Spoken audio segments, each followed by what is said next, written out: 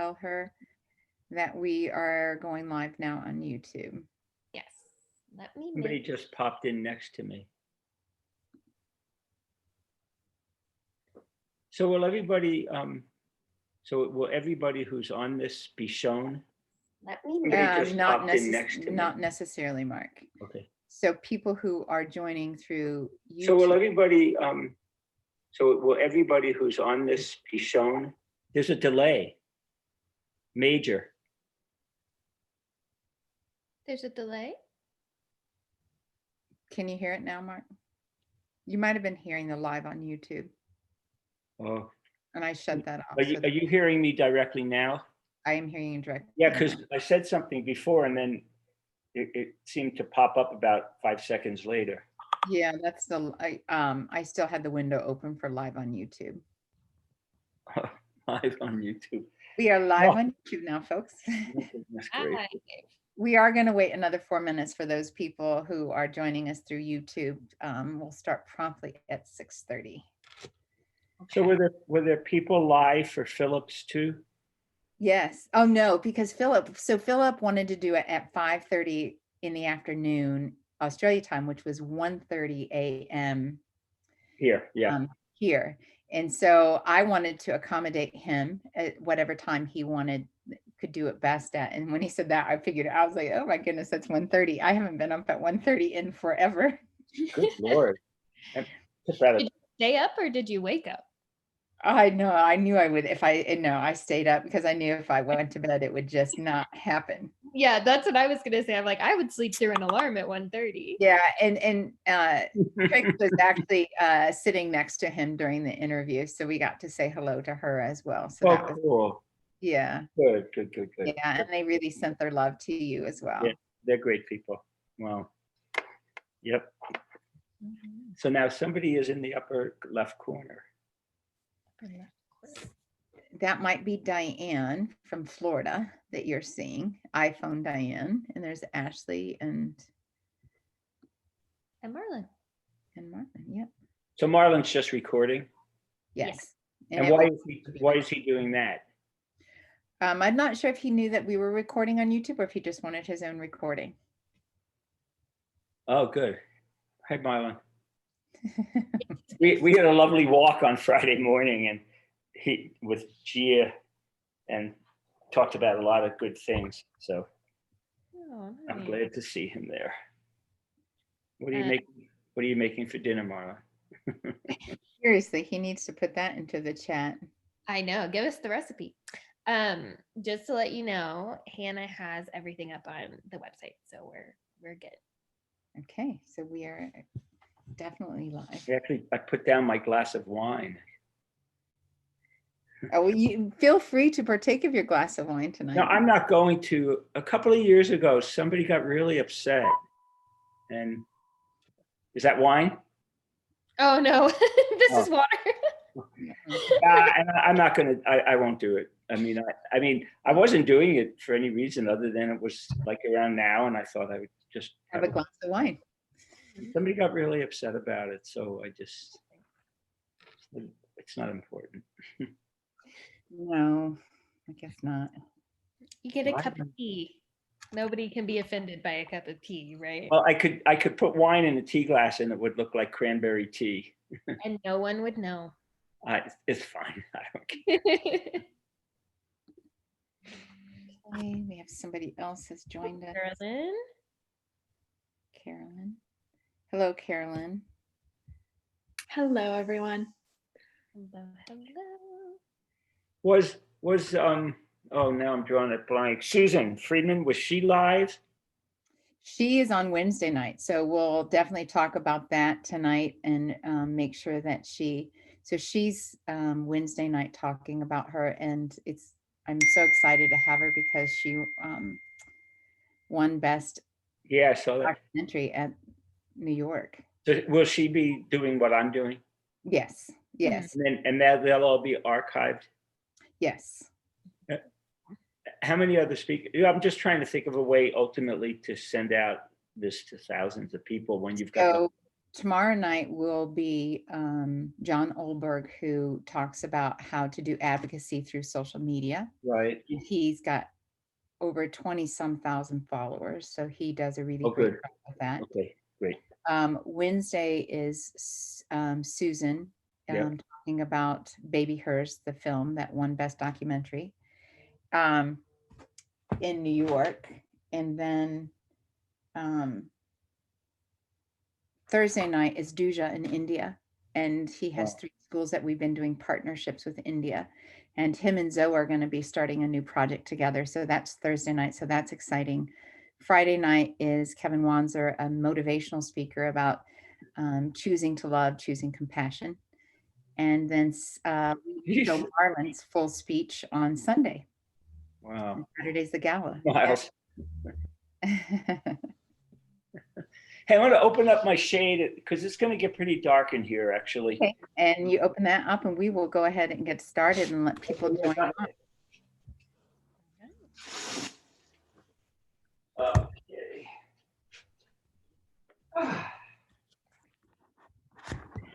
You cannot hear that construction out my window, right? That's not super loud for you. No, you're doing good. Okay, good. So we're going to just do a little introduction. We'll start questions. We'll make this informal. So if you want to ask a question of Marc during the while we're talking, please feel free to unmute yourself and mute yourself back again afterwards. So welcome, everyone. All right. Welcome to Love in Arms. So I am Chartrina White, the Executive Director. Thank you all so much for joining us tonight in celebration of 5 years of spreading ahimsa, nonviolence to all beings, supported through compassion, through our pillars of connection, education, inspiration, and action. So tonight we hope you learn something new, you feel more closely connected to animals and to Love in Arms community, and mostly we hope you're inspired to take action. It's only with your help that we can create a more compassionate world. So you can support Love in Arms, all of our residents, compassionate businesses, and caring individuals by registering for our 5th annual gala. So many people have generously given of their money, their time, and talent, so that our wider community can become involved in the mission of Love in Arms. So please go to loveinarms.org, hit the 2020 Gala tab, and register. So that's only one step. And then to participate in the gala, you need to have the Givey app and download that on your phone. If you have any questions, please call the help tab, contact me, or any else of the members of Love in Arms. So we have some amazing items in the auction and we can't wait to see you there.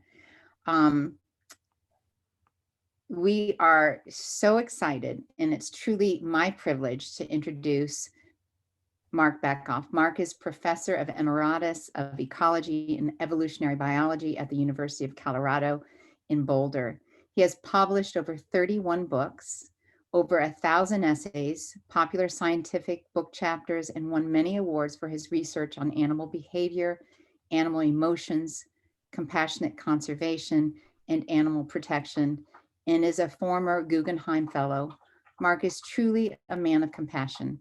I know of no other who works nonstop with a single mission in his heart, creating a world full of compassion for our non-human friends and companions. Marc's latest books are Canine Confidential, Why Dogs Do What They Do, and Unleashing Your Dog, a field guide to giving your canine companion the best life possible, written with Jessica Pierce. He is also published regularly for Psychology Today. Marc and Jessica have recently written a book about what the world will be like for dogs as and when humans disappear, called Dogs Gone Wild, Imagining the Lives of Dogs in a World Without Humans. And it's published by Princeton University Press. Not yet released, but hopefully soon. Marc has won the Master's Age Graded Tour de France, and his homepage is marcbekoff.com. So please go there for more information. I consider it one of my greatest fortunes to call him a mentor and a friend. Welcome, Marc. Thank you, Chartrina. And good evening or morning or wherever all of you are. Right. I hope all is well. All right. So could you tell us how you got started? Like, how did you become interested in the welfare of animals? How did all of this start for you? Well, it began when I was a kid, so I don't really remember everything that happened. But when I was really young, I would say hello to all the animals around my house. I grew up. I guess I haven't grown up yet, but I was born in Brooklyn, New York, and there were birds and dogs and cats and squirrels and insects outside my parents' apartment. So I used to say hello to them and always ask my parents what they were thinking and feeling. And I came to realize that I was minding animals. And I wrote a book in 2002 called Minding Animals, which basically meant attributing minds to non-human animals and also minding them and taking care of them. My mother was very compassionate and empathic. I wasn't all that compassionate and empathic to her at times, but that's what boys do. And my father was really one of the most positive people I've ever met in my life. And so it was a good cocktail. And they let me do what I wanted to do, which was nice. I mean, maybe they thought I was wacky every now and again, but they let me talk to the requisite goldfish who we had in a bowl on the kitchen counter, because that's what everyone had back then. So I think that's really where it started. And I think that's how it all began. Yeah.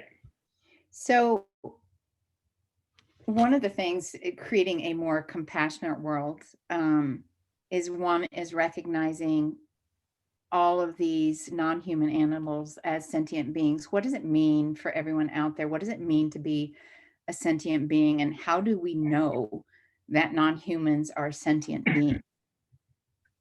Well, sentient basically means having feelings. I mean, people use the word consciousness as well. I don't get involved in all the philosophical debates about it because, number one, I don't understand most of them. And number two, I just think of it as being sensitive to stimuli, if you will, and having feelings and feeling pain and being able to suffer.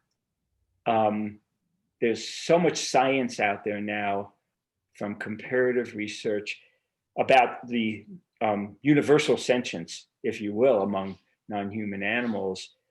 So the science is there, common sense is there, reality is there. And I always think that people who wonder whether other non-human animals or non-human animals are sentient feeling beings are out of touch with science, reality, and common sense.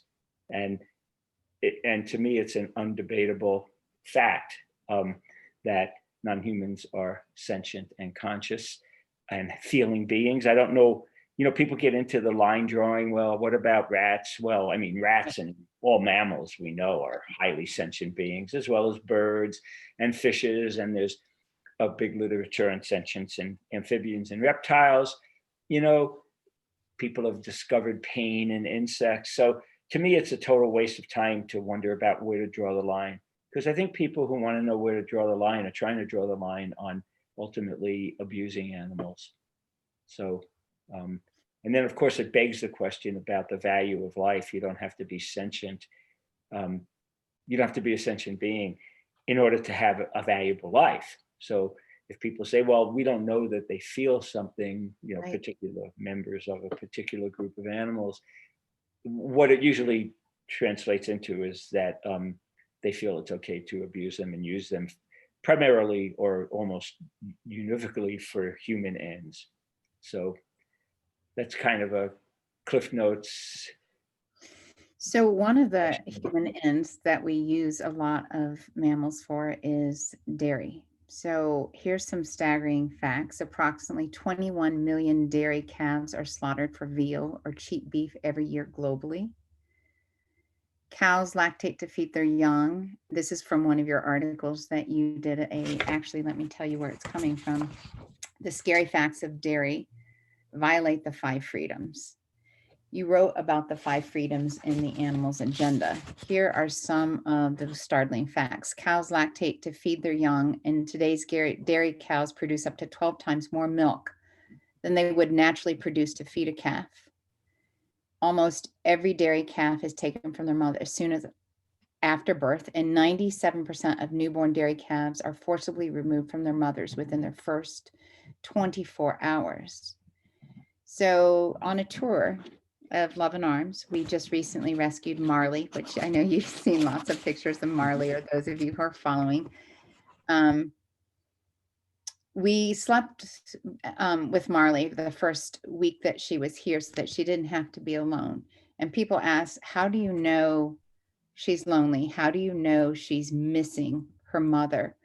What do we know about relationships between a mother and a child calf? Well, whatever we know about relationships between a mother and a child human applies to cows.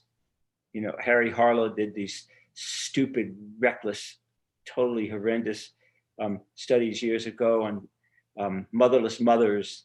That was basically what the experiments were called, raising monkeys on wireless mothers who provided milk or didn't provide milk through some kind of bottle or nipple, and concluded that they missed their mom. And, you know, the babies developed very strong psychoses, some of which were irreversible.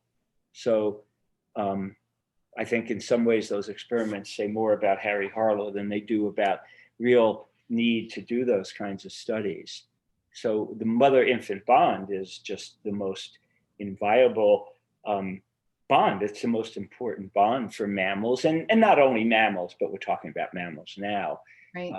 And across species, very highly, if you will, ritualized and regular patterns of maternal or mother-infant interactions have evolved, because that's where they get their contact, food, if you will, love, warmth.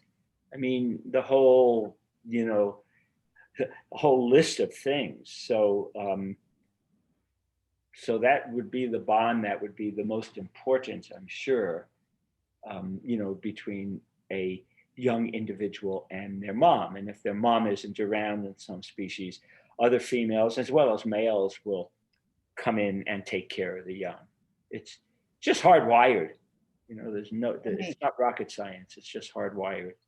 And that's why the dairy industry and, you know, the food industry, if you will, industrialized food, is just so repulsive, is because of the pulling of babies away from their moms, or the way they treat, you know, young animals for veal, or castrating and pulling the teeth and cutting tails off of young piglets without any kind of pain relief or anesthesia.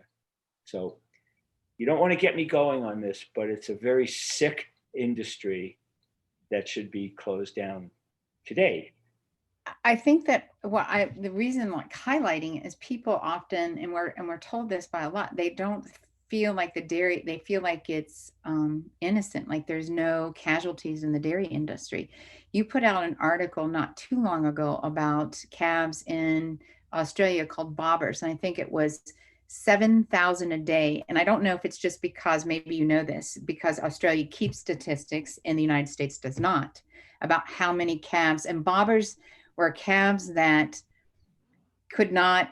were just killed. For example, I think bobbers would have been Marley and her brother Maverick. They were born too weak, and they were too weak even to go to a veal farm. And so they would have been killed had they not been rescued. And so many calves don't thrive on that alternative milk, and literally are killed within the first 3 days of life, because they're not strong enough to go on. So there's this, besides just all the calves going to the veal farm, is all the innocent ones just being killed within the first 3 days of life. Oh yeah, I mean, they call it collateral damage, you know, Okay. as if they're like objects who don't really care about what happens to them, to themselves, or, you know, the mothers don't really care. But if you're around a mother and you see her babies, her children, by the way. They're not offspring. They're, scientists call them offspring and the young, but they're children. Right. And when you see the children pulled away from their mom, they both have extreme stress reactions.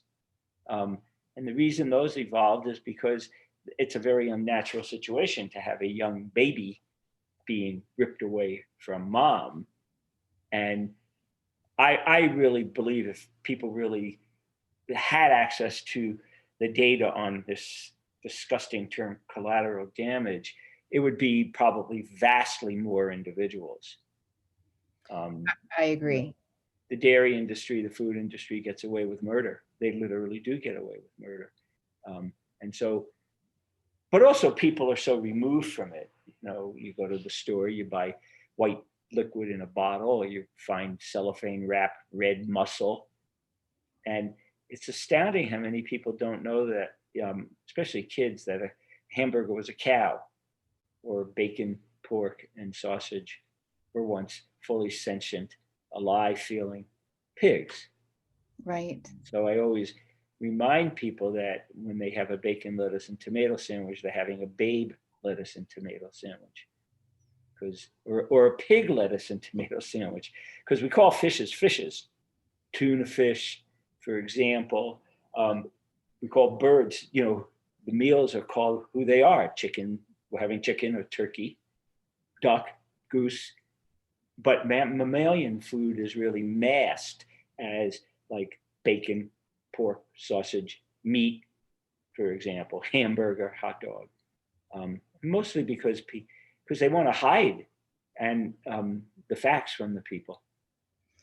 So language.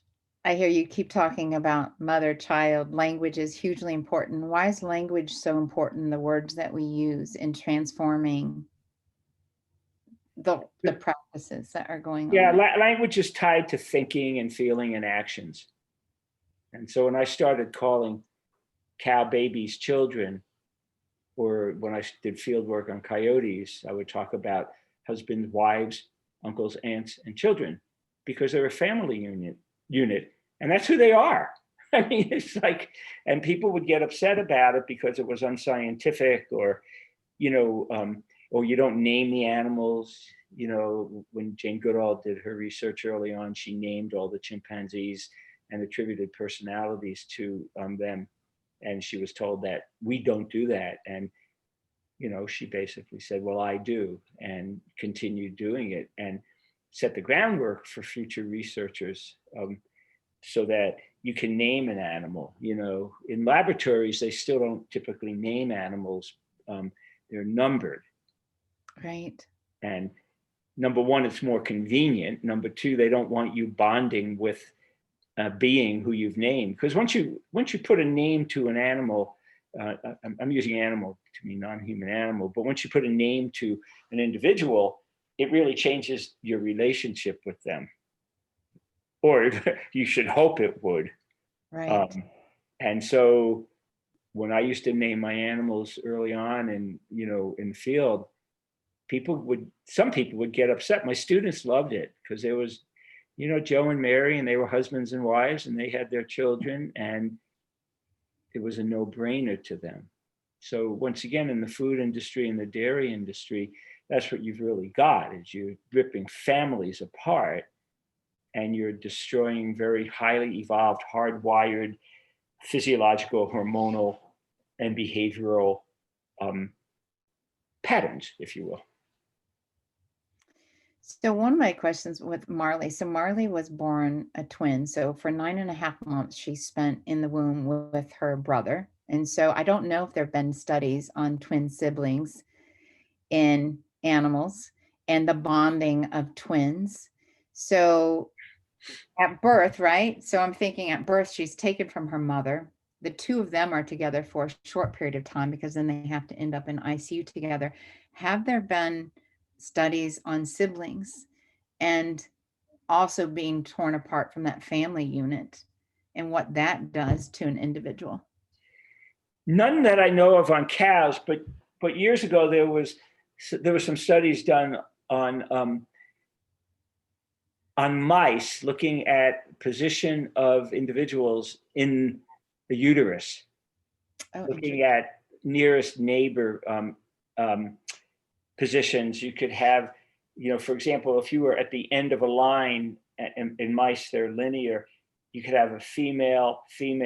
So the animal at the end of the line would only have one nearest neighbor. But then in the middle, you could have female, male, male, female, female, male, female, female, female. Right. And I mean, the studies were abusive, and I certainly wouldn't recommend anybody partaking in them. But it was interesting that there were postnatal differences, and animals who were positioned closest to females within the uterus seemed to be, I'm just cutting through the chase, more mellow, less assertive than animals who were positioned next to males. I mean, in all honesty, I have no idea how that would apply to cows or any other non-humans. But it was just a reminder to people that a lot of things go on before birth. So your question's a really good one. I have no idea. I mean, I just really don't know. But if in fact two cows, Marley and her brother, sister, I don't know who the other brother, he was a brother, and her brother, spent any time after birth, they could bond really fast. So there's a lot of evidence, like in rodents, once again, but there's no doubt it happens in other mammals where they get imprinted immediately on an odor, for example.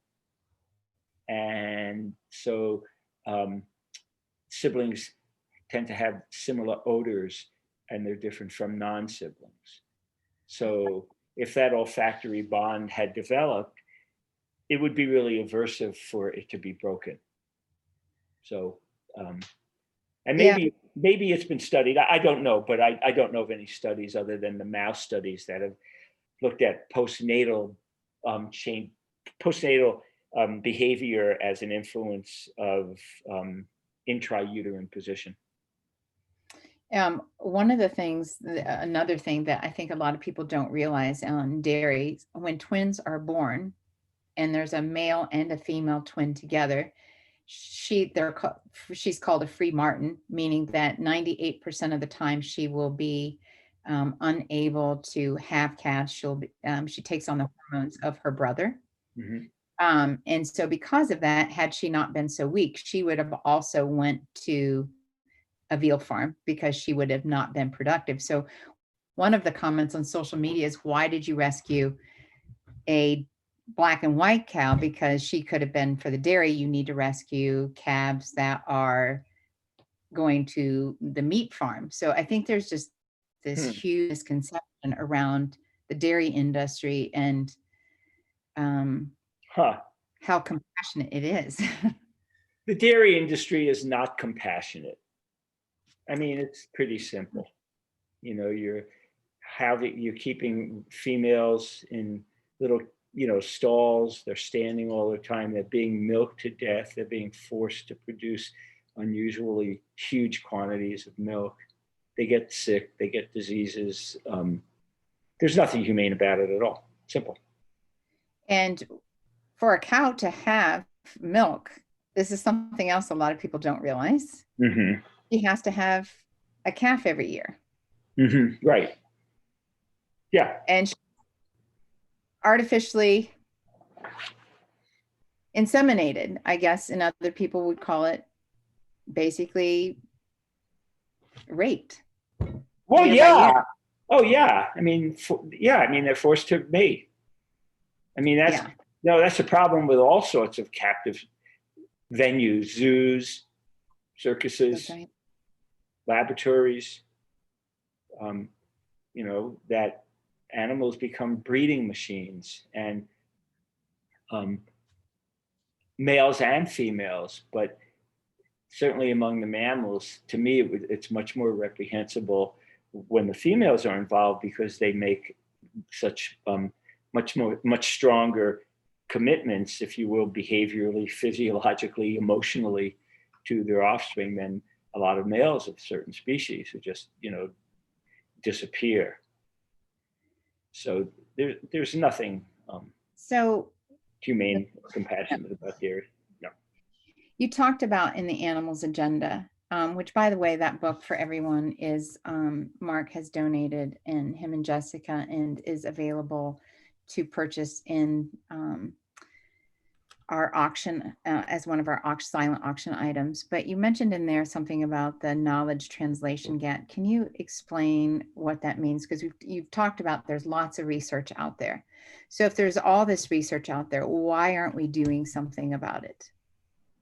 Yeah, the knowledge translation gap just refers to the lack of use of what we know and have known for decades. So, you know, we know about animal sentience, we know about animal emotions, and we don't use that information to protect non-human animals in all sorts of venues. So that's really what the knowledge translation gap is all about. And, you know, among the most egregious violations of, you know, not using what we know is that the United States Animal Welfare Act basically was rewritten and revised along the lines to redefine the word animals to exclude laboratory rats and mice and some birds and fishes.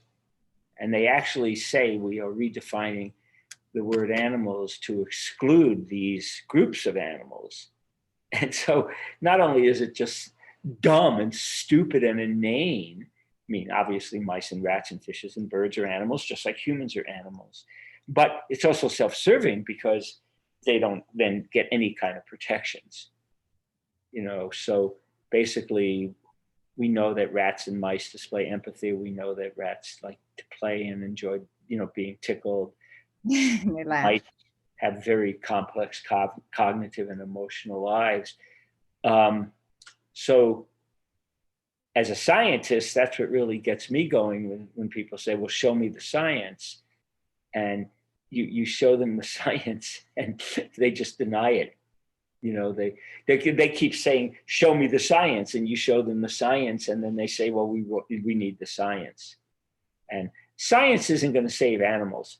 I mean, we've known enough for decades that should have been, you know, information that should have been used to protect dairy animals and food animals and zooed animals and laboratory animals and wild animals and circus animals. I mean, we're learning a lot, but we've known the basics for decades. And that's why the 5 freedoms were basically put forth in the mid-60s. It happened in the UK because of the real deep concern about the treatment of food animals. I'm cutting through the chase, you know, quote, food animals. Yeah. So even, you know, what is that, 55 years ago, but I mean, it's 155 years ago. All you have to do is read Darwin and other people from the mid 1800s is people knew that non-humans had emotions. People knew that they suffered.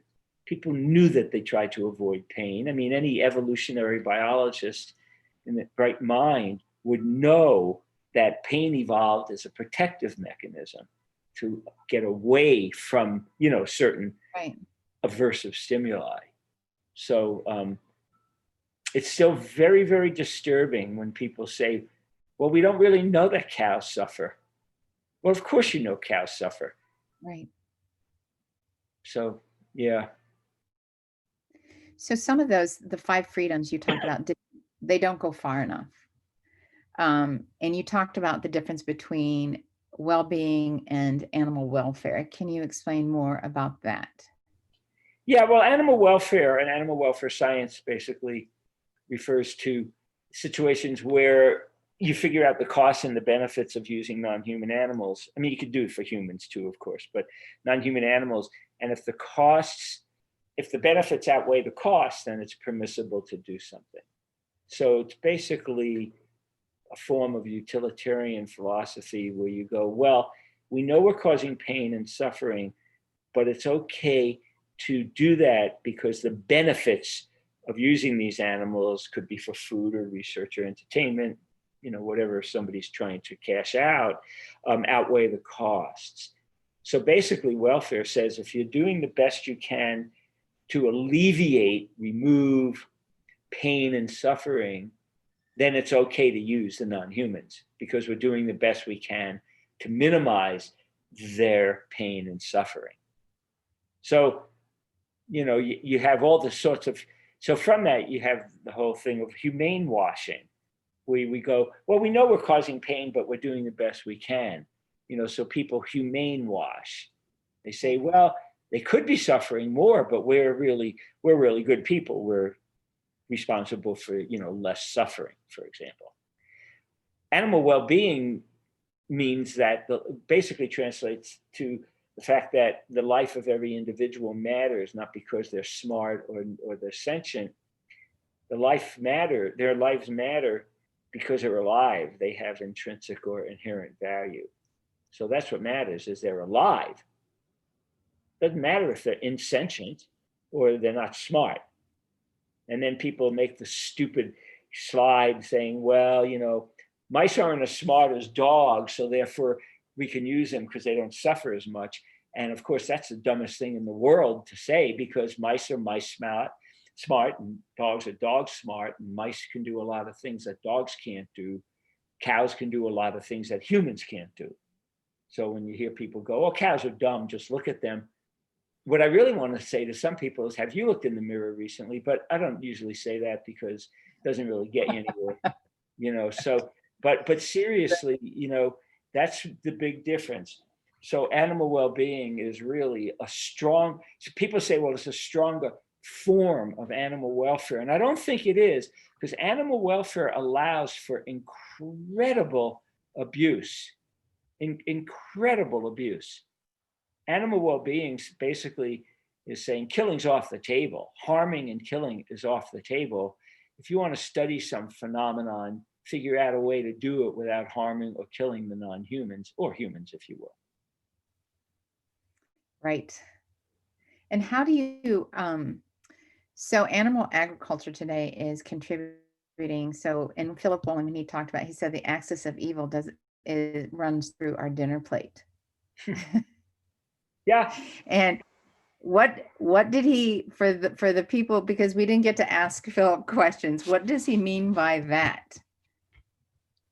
Well, I think what he means, I don't like speaking for other people, Right. but since I know him and I know what he does, Right. the axis of evil begins at birth, if you will. It begins with the humans who are performing evil, doing evil things to non-human animals. But the axis of evil, I suppose, would simply mean that it goes from birth through early life, through transport to slaughterhouses, to the trek to the killing floor. Temple Grandin calls it the stairway to heaven, which is perhaps one of the most perverse things I've ever heard in my entire life. And so people are bought up by her saying, well, we're giving them a humane death. She does not argue against meat eating or drinking milk or anything like that. She's concerned with the last very few seconds of these animals' lives. She's not paying attention much to birth, growth, transport, ripping the animals away from their moms. She calls the stairway to heaven, when they come down the little chute and they walk to the killing floor where they're bolted or they have been, the horrific things, I don't want to go into it, which are not particularly efficient. So, right. It's a scam. The stairway to heaven is just such a lot of bull. It's offensive. It's a stairway to hell. It's a stairway to the killing floor. It's a stairway to having your brain bolted or your throat cut and being bled out. So that's what Philip means by the axis of evil, I'm pretty sure. But I won't speak for him. That's what I would mean, the axis of evil. Yeah. There's so much going on in the world today with the amount of land being taken away from wild animals to make room for agriculture animals. So much water being used to produce just 1 pound of beef. We have such a huge water shortage. There's not enough food in the world to feed humans because a lot of that land is being used to grow food for agricultural animals. What can we do? Like, what can we as advocates and supporters do to help change all of this. And even COVID-19 is part of how we treat animals. Just keep putting the information out there. That's my take. I mean, just keep talking, having talks like we're having, and having talks like you're having with other people, and other organizations are doing the same. And really just putting out the information and really doing it nicely. You're not going to, you're not going to get anywhere by criticizing people or by calling them names. Live by example. Find out why people are why people have the meal plans they have, for example, and just keep putting it out there like you're doing. I mean, I honestly can't think of any other way. Most people don't give a damn about how much water is used. They say they do, but they don't really care, or they have no control over it. So there's a lot of people out there who might change their meal plans, but can't afford it. They don't have the time. So you have to show them how easy it is to do. I mean, we're pretty privileged, and so there's a lot of people who don't really know where the next meal is coming from, and really can't spend an extra dime for each meal. And so my take is just show them what's going on. The questions about, the questions about forced breeding, the questions about ripping animals away from their moms. Most people don't know this. Right. I mean, most people don't know about, playing the dating game, the mating game with these animals. I mean, and then you've got an industry that's hidden behind walls where people can't see what's going on. Paul McCartney said if the walls of slaughterhouses were made of glass, the world would be going vegetarian, and it's really true. So it's education, education, education, and persistence, and just keep putting it out there. You another book that's also in the live auction is the Animal Manifesto that you wrote. Mm-hmm. And in here you said the Animal Manifesto is a plea to regard animals as fellow sentient emotional beings, to recognize the cruelty that often defines our relationship with them, and to change that by acting compassionately on their behalf. To a very large extent, we control the lives of our fellow animals. We are their lifeguards. It's essential that we move rapidly to make kindness and compassion the basis of our interactions with animals. We shouldn't be afraid to make changes that improve animals' lives. Indeed, we should embrace them. Such changes will only help heal ourselves in the world. Wow. That is probably one of the most beautiful paragraphs I've ever read. Wow. I guess my editor helped me along there. Yeah. I mean, in my book, Rewilding Our Hearts, I don't remember them offhand, but I just said the step forward is to be positive, patient, proud, practical, and just keep putting it out there. If people ask questions, just give them the facts. And the other thing I think is that, because I traveled a lot for years and people would say, oh, it's just so hard to be vegetarian or vegan. It's about the easiest, and I would say it's the easiest and safest thing you could do. Right. I mean, you can always find pasta, you can always find salads, you can always find French fries, you can always find food. And so, but I really mean that, because people would say, I really tried, but it's so hard. And I'm thinking, my goodness, over the years, places like McDonald's and Burger King and all those places, if you like going to them, they all have salads. They all have the options that, are non-dairy or non-meat, if you will. So I do think, that's really, really important, is to just put out the information, show them it's easy. You can appeal to health, but that doesn't seem to have a lot of purchase, at least among the people I know and people with whom I've talked, is, yeah, you all want to be healthy, so they eat fat-free meat or fat-free milk or some other animal product. And I'm not sure how much the universal appeals to water shortage and all that really make a difference. One thing that I've always asked people is, would you do it to your dog? And what I meant would you put your dog on a dairy farm? Would you put your dog on a factory farm? Would you put your dog in a circus or a rodeo or in a laboratory? And when I traveled a lot, because I do a lot of work in China rescuing moon bears, people would say, how could you go to China? That's where they eat dogs and cats. And I would very nicely say, and I really mean it, well, I just left America where they eat cows and pigs. And the other line that I think is really important is, who's for dinner, not what's for dinner. And people really picked up on that. I gave a talk in Vienna 5 or 6 or 7 years ago, and 5 women within the next year went vegan. And they wrote me a really nice email saying that it took them a while. You know, people said, well, hell, it took them a year. Well, it took them a year. They were women who were going to make up their own minds anyway. So they kept thinking, who's for dinner? Who's for dinner? Who's for dinner? Not what's for dinner. And that made a really big difference. And then using the word who really makes people think of these individuals as sentient beings. They're who, not that, not which, not it. So I think and it gets back to the words, like you were saying before, you know, that a baby cow is a woman's child. I mean, right. That's the reality of the situation. And for people to keep pushing it, because when I started writing that way, I was told you couldn't do that. And I said, well, then I can't publish this paper with you. I cannot do it. Children are only humans. That's what they tell you. And you go, oh, really? You know, legally, it's like they'll say, you can't murder a non-human because legally only humans can be murdered. Well, that's ridiculous. You know, why? You can murder a cow, you can murder a dog. So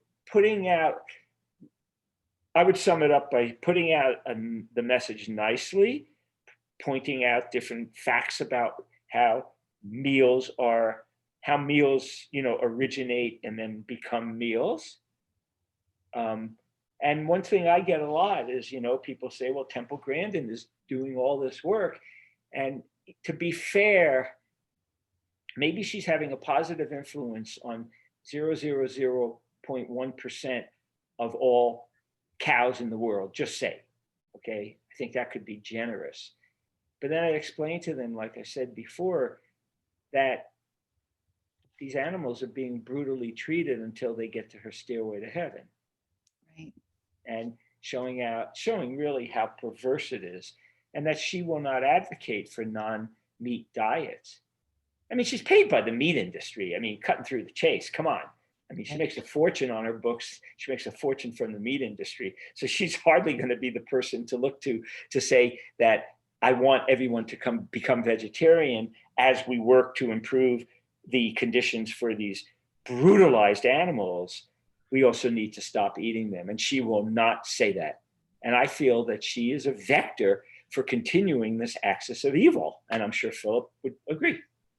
You're right. And the dairy industry and the meat industry are two of the most powerful lobbying industries, and actually started the 4 food groups back to when it did. So people think that it's part of a healthy diet, but that was actually started by the meat and dairy industry, which is fascinating. Well, of course. I mean, they're really good at pushing their perversion. I mean, you know, it's how they make money. I am going to open this up. If you have, I have a few more things to say, but does anybody who's on the Zoom call now have some questions for Marc that you would like to ask? Because now is your time. And if you put it in the chat, unmute yourself, feel free to do that and just ask him directly. Yeah, ask me directly. I'm not much on the social media stuff. I think Lisa has a question. Yeah. No? Anybody? You all agree this could be the best night of the year. Ah, Elena. How do you pronounce your name? Hey, how's it going, Marc? Hi. It's good to see you. Thank you so much for your work. Well, thank you. I actually have a couple questions. Mm-hmm. Wild justice really hit home for me. And so I think the idea of ethics and morality within the animal rights movement, and I'd like to get your opinion on this. I feel like it's touch and go.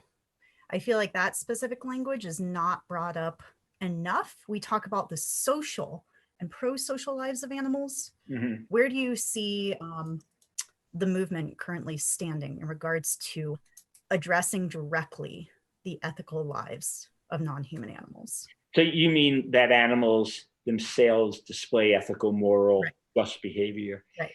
It's a great question. Well, the way I see it with people I interact with is that they wrap that into sentience and emotions.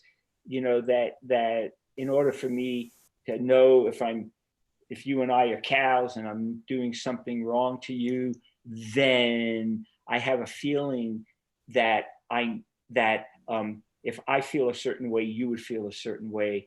So they tie it into empathy, compassion, and what's called the theory of mind, that I have an idea what you're feeling and thinking because I would feel the same way, and that I don't want to be treated unfairly, so therefore I shouldn't treat you. You know, it's a golden rule, you know, in stuff like that. But you're right. I mean, I think it's not been wrapped in, I mean, I shouldn't say enough, but I don't have a lot of discussions about that very much, unless people are trying to tie in the moral lives of animals into their emotional lives in terms of empathy and compassion. Okay. And that kind of ties into my next question. I mean, I saw an article today of orcas for the first time being documented as fighting whaling ships, orcas known to be non-aggressive individuals. Yeah. We have plenty of data, as you've written and as you've explained here, as to the sentience of mammals. So I guess I wanted to find out, have you come across any comprehensive data pertaining to non-human animals and self-liberatory acts, and in conjunction with that, liberating other non-human animals at the same time, knowing that they are ethical beings? There's not much. There are some anecdotes out there. And when I call them anecdotes, I don't mean that in a pejorative way, but there are stories out there.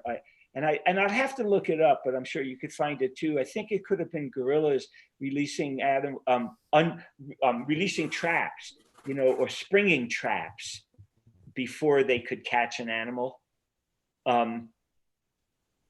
There are, you know, examples of animals rescuing other individuals from certain situations. I believe that it's motivated by some kind of compassion and empathy. A lot of people don't, but what do they know?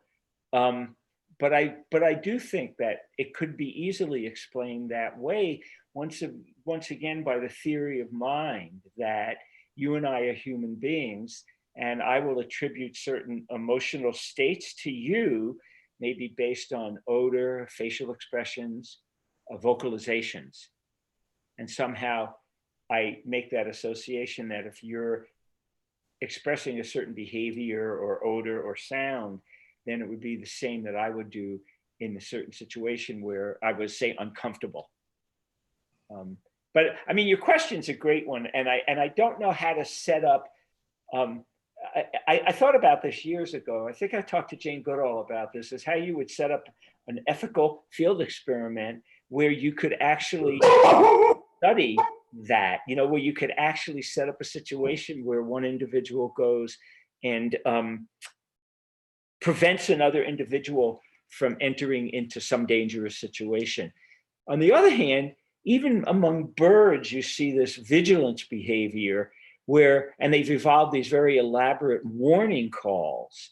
So something's going on there. You know, they're looking around, they're looking for, say, predators or potential danger. And then they perform a very specific, highly evolved alarm call, for example. So something's going on in their brain. I don't know. Come up with an experimental design and maybe we could do the study. I mean, it's a fascinating question.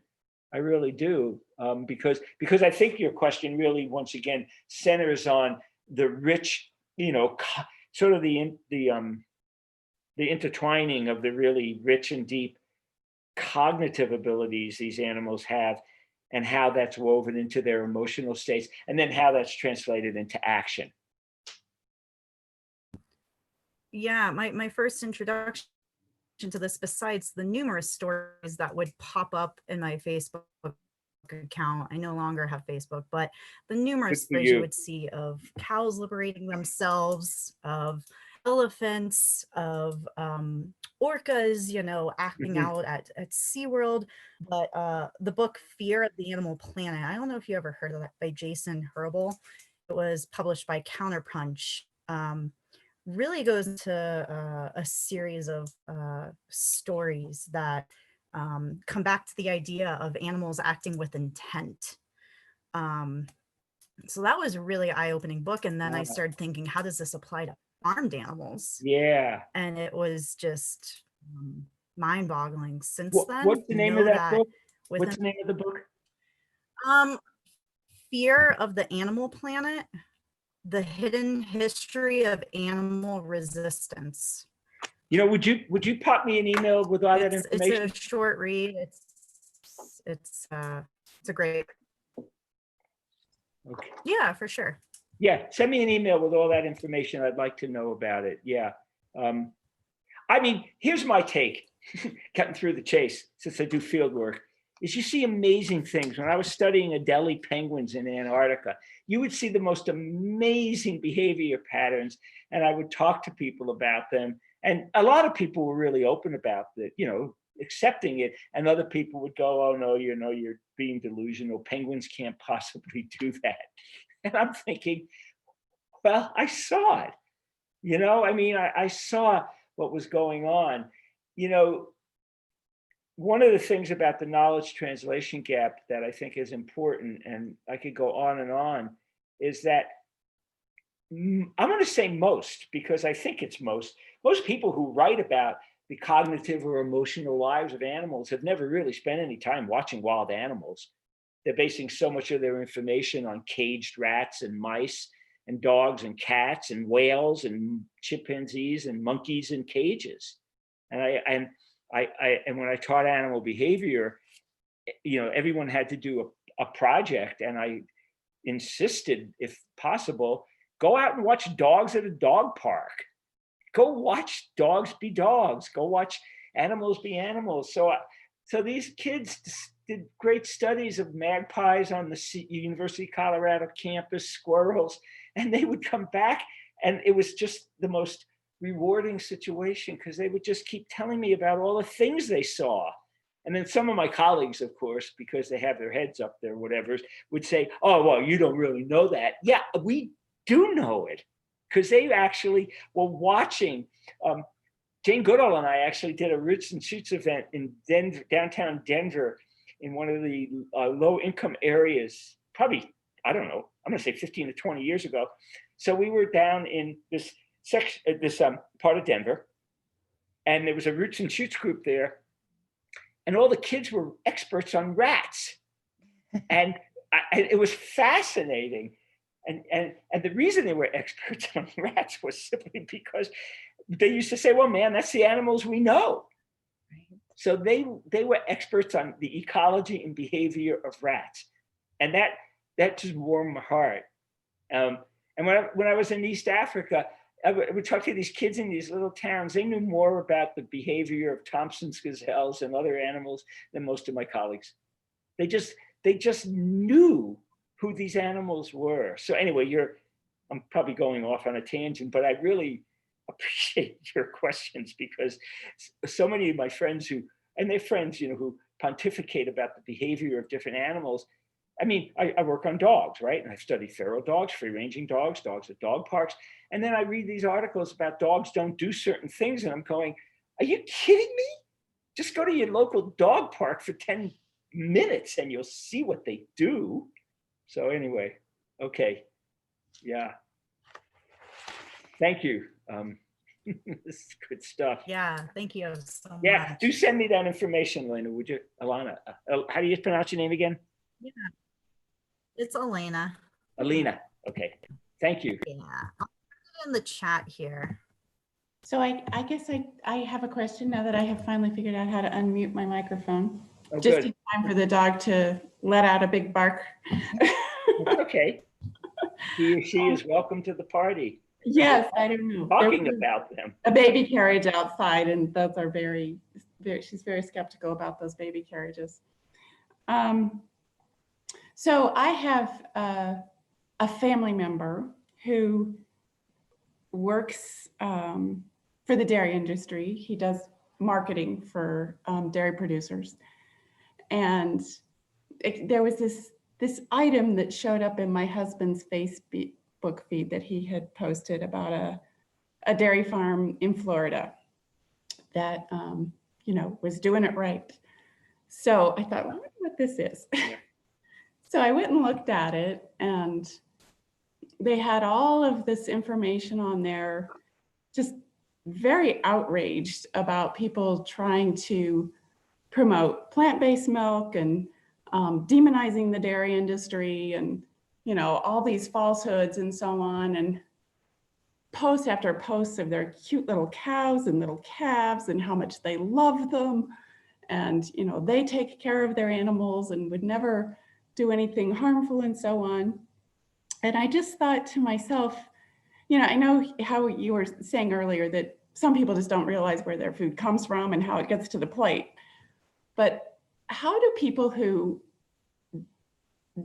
a dairy producer, for instance, who is around these animals every single day and witnesses them and must observe the same kinds of behaviors that we do, do you have any insight into how they are able to do that year after year after year? I mean, what they're masters of somehow resolving cognitive dissonance. I don't know. I'm not a psychologist. There's been a lot of good studies. There's a Canadian psychologist called Gordon Hodson. And if you email me, I can put you in touch with him. I wrote some articles about him and interviewed him, who studies this cognitive dissonance, and he calls it in-group, out-group type of, what would it be? In-group, out-group relationships. So people are just really great at denying things. I think she disappeared. Uh-oh. Is she one? I have no idea. Trina, you're muted. Oh, are you back? No, sorry. Trina was talking to you and she's muted. Yeah, I think she might have accidentally gotten cut off. Oh, the first thing I was gonna tell her was get off of Facebook. Then, and then She'll be able to watch the recording so you can answer her if she doesn't get back Oh, on. okay. Yeah, I mean, it's a really good question.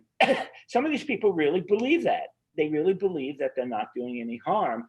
But when people mistreat other animals and tell me they love them, I always very simply say, I'm glad you don't love me. And that's all I have to say.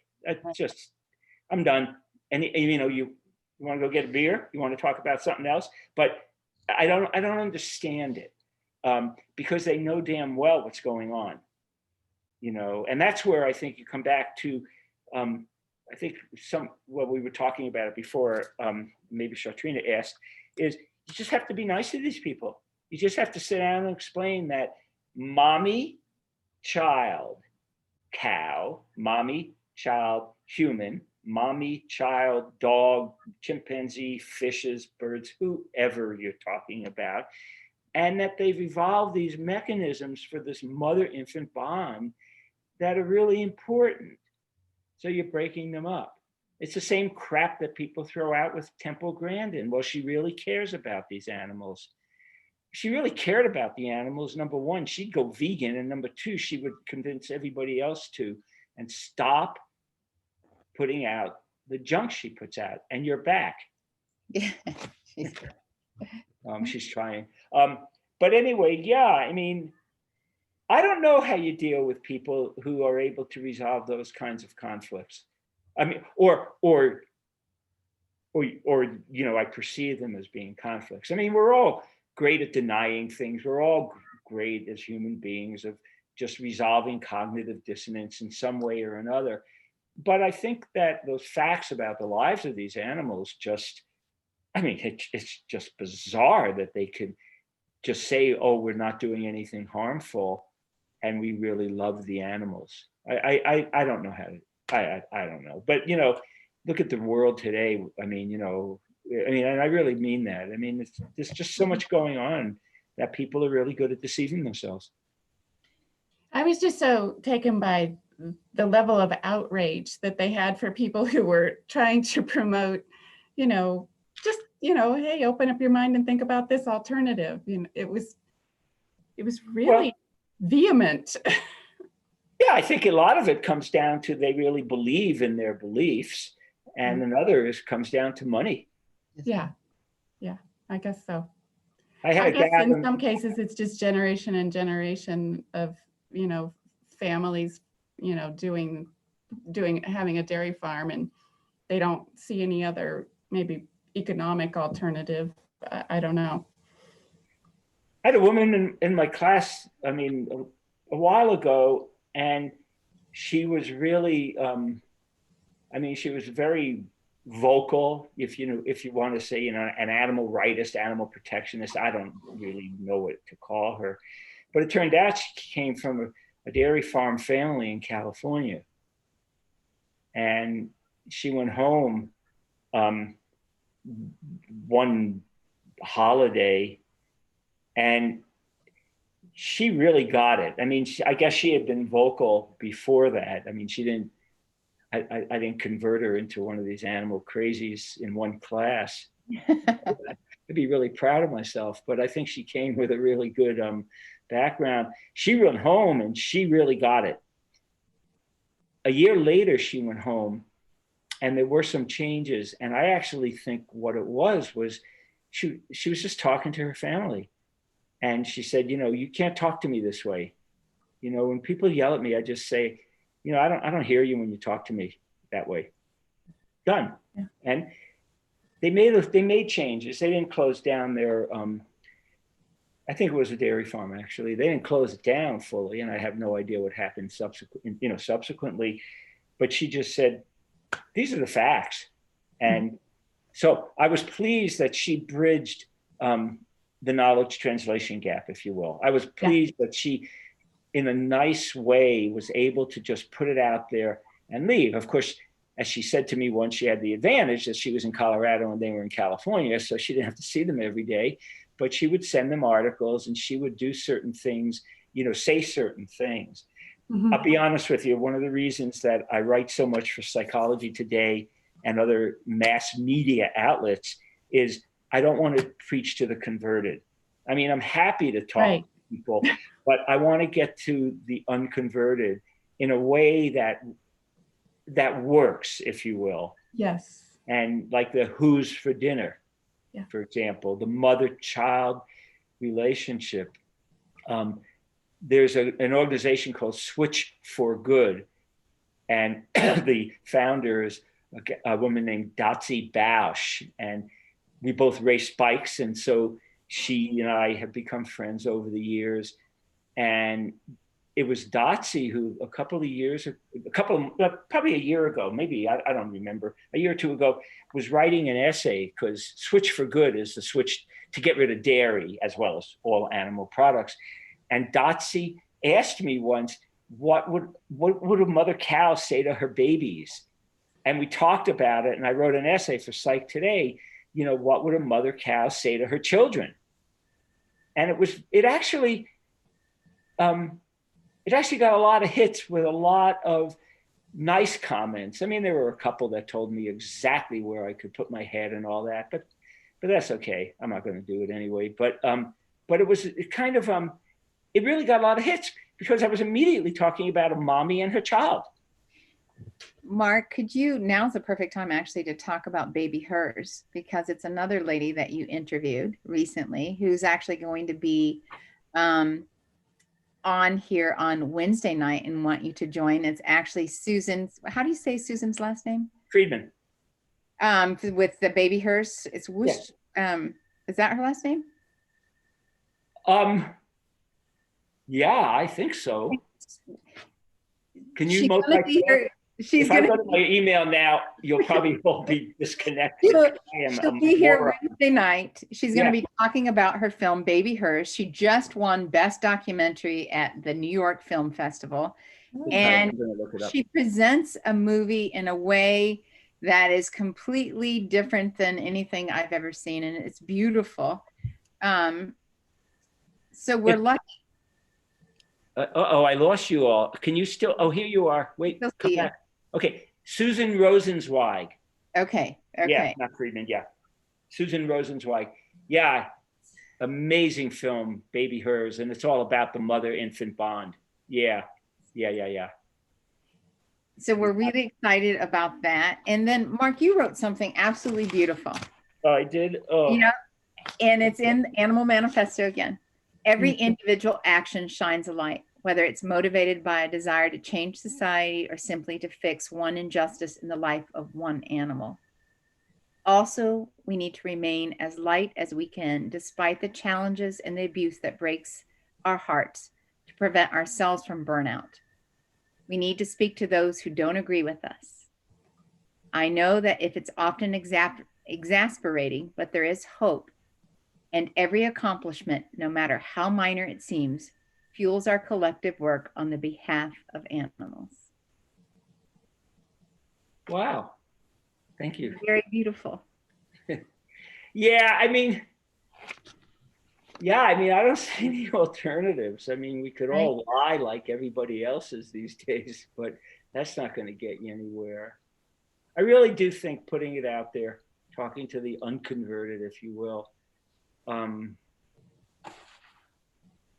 being passionate and polite and patient and whatever the other 12 P's of rewilding are, and proud. We have nothing to defend. I mean, that's the thing I always tell people, you know, especially youngsters who feel, you know, they come home from school and they don't want to eat bacon, lettuce, and tomato, and their mother or fathers or other family members go crazy on them. They have nothing to defend.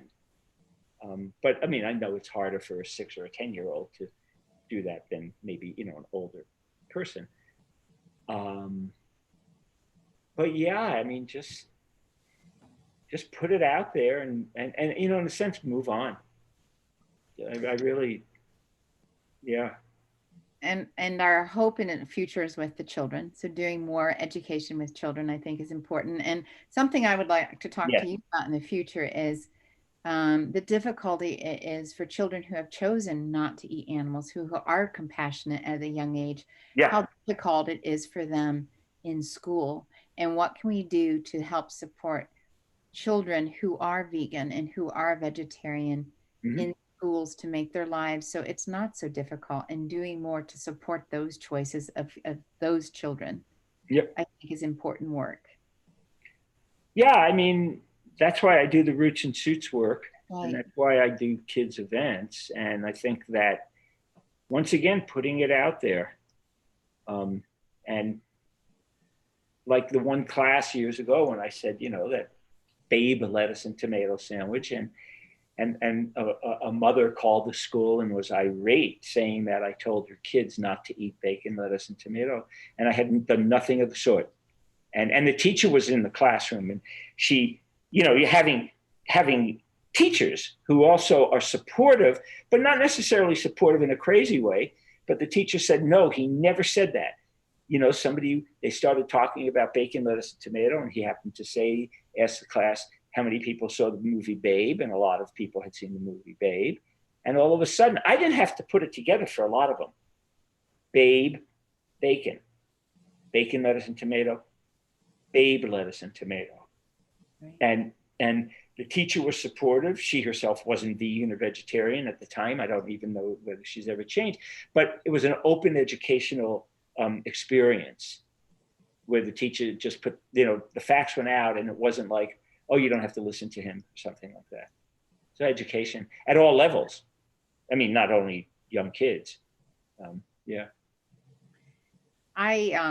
cannot thank you enough for taking the time. I know that tonight is a really late night for you. And It's 7:40. I'm awake. I have you're awake. You're working hard every day on the behalf of non-humans, and we are so grateful for all that you do and for all of your work. And thank you. And support. We do have lots of Marc's books in the silent auction. We're going to have Animals Agenda, Unleashing Your Dog, which is my new current favorite because I just have a new dog in my life. So thank you, Marc. And we also have the Emotional Lives of Animals and the Animal Manifesto, which really, honestly, some really beautiful chapters in all of these books. So thank you so much for all of your work. And if there's any final questions for Marc, I can let you know how to get a hold of him, or you can get a hold of him yourselves with your emails. And Elena, I think you know Marc's email address to email him that information. If not, I will. It's just marc.bekoff@gmail.com. I'm not on Facebook, and I Twitter or Twitter or whatever the hell you call it. And I'm not on Instagram. I don't need, no, I would love to hear from anybody who's listening, even if they listen later on. Okay. But I always, there's just something evil about Facebook, and I just can't support them anymore. And since I study dogs, I always say that if I were a dog, I'd be on Butt Book, because that's what dogs spend their time doing, sniffing butts. But email me. And if we need to chat, I'd be more than happy to talk with you. But I'm not a social media tycoon. I know it's valuable, and I know what Shotrina and Love and Arms and a lot of organizations and people do. I do know it's valuable, but I find it to be reprehensible. So I just never have joined it. So there you go. But I would like to hear from you if you have any questions or answers. I mean, so even better. Tomorrow night, what we are going to do is to figure out how to use social media for good. How can we use it to promote animal well-being and to promote a more compassionate world for animals, since there are so many people on there. So no, I agree that it's got its value. I do. I just prefer not to support evil, but if it can be used to help non-humans and humans as well, of course, then I agree. I mean, I personally would have I run this animal cognition and emotions group. I post stuff that comes out, and sometimes I just turn my email on in the morning and I just shut it down and go for a bike ride. I just look at it and it's, I tell my friends it's barfable. I just look at it and I go, oh my God. And the other thing I've done that I still put out, and it'll be one of the last things I say because it's important, is you got to balance all the negative stuff with the positive stuff. And I've had a few people ask me to at least balance, but I've actually been putting out less and less negative stuff. It's happening. You don't need to be inundated, but the positive messages are really important. The groups that are doing positive work, individuals who are doing, positive work, or at least balance it. I mean, animal abuse is rampant, and we know it. So I think getting back to what you were saying about kids is you got to be positive. I had this little girl, 6 years old, once say to me, and I don't know, she didn't hear it from me, but maybe she had older siblings or friends. And she said something to the effect that she's tired of hearing all the negative stuff. Like, if things are so bad out there, why should she work for animals? It was one of the most logical things I've ever heard in my life. And I mean, she was really articulate about it. She said, I want to be hopeful. And I put her in touch with Jane Goodall, actually. I said, well, there's your pillar of hope. Go talk to Jane or email her or somehow interact. And it could have been at a Roots and Shoots thing that I did with Jane. But I thought that question was really good. She said, all I hear is all the negative stuff. Why should I be doing all this stuff? I'm a 6-year-old girl. What am I going to do? And I said, you're the future. You are the future and stuff. So positive humane education, I think, is really, really important. I absolutely agree. And on positive humane education, Thursday night, if you join us, we will be talking with Duja in India with our humane education program going on in India. So thank you for that segue. So No, it's great. I mean, Love in Arms does amazing things, and I hope people will continue to support you and, you know, other organizations, whoever they want to support. But this kind of stuff is critical now too. I mean, people are so overloaded with all the crap out there. It's you know, shoot your TV. I remember I used to love people who would say that. I mean, I watch TV because I'm hooked on tennis and bike racing on TV. So I admit that I watch TV, but I can't watch the news. I've got this thing that I'm not allowed. I don't allow myself to watch the news and stuff. But I do think that people are looking for hope, and I think that the animal protection movement, done the right way, I really mean done the right way, can really offer them hope. So. thank you so much. My pleasure. Thank you. Thank you. Thank you. Thank you. Thank you. Thank you. Thank you. Thank you. Thanks for joining, everyone, whether you're watching through Yeah. or delayed. We really appreciate it. Yes. Thank you. And you're going to send me the book info, right? Alina. Yes. No. Yeah. I love stuff like that because as a scientist, I love stories. People go, oh, they're just stories. And I say, science is a story. I mean, get off it. I mean, you know, you just have numbers, but science is a story. So yeah, do that. And like I said, if you have any questions, feel free to email me. I do not read nasty emails. I'll just tell you right now. So if you send me a nasty email telling me what I could do, blah, blah, blah, blah, I won't read it and I delete them. And that's it. So, but thank you all very much. I really appreciate it. Good to see you, Miles. Take care of yourself. And Elena and Caddy and Lisa and Marc. Oh, that's me. And iPhone. Actually, someone's iPhone. Hello, iPhone. iPhone. Oh, that's a funny name, actually. Right. What's your name? My name is Apple, iPhone Apple. Whatever. Okay, you can tell that it's getting late here. Thank you, Marc. Okay, thank you very much. Thank you. Bye, everyone. Thank you, Marc. All of you. Bye-bye. Thank you.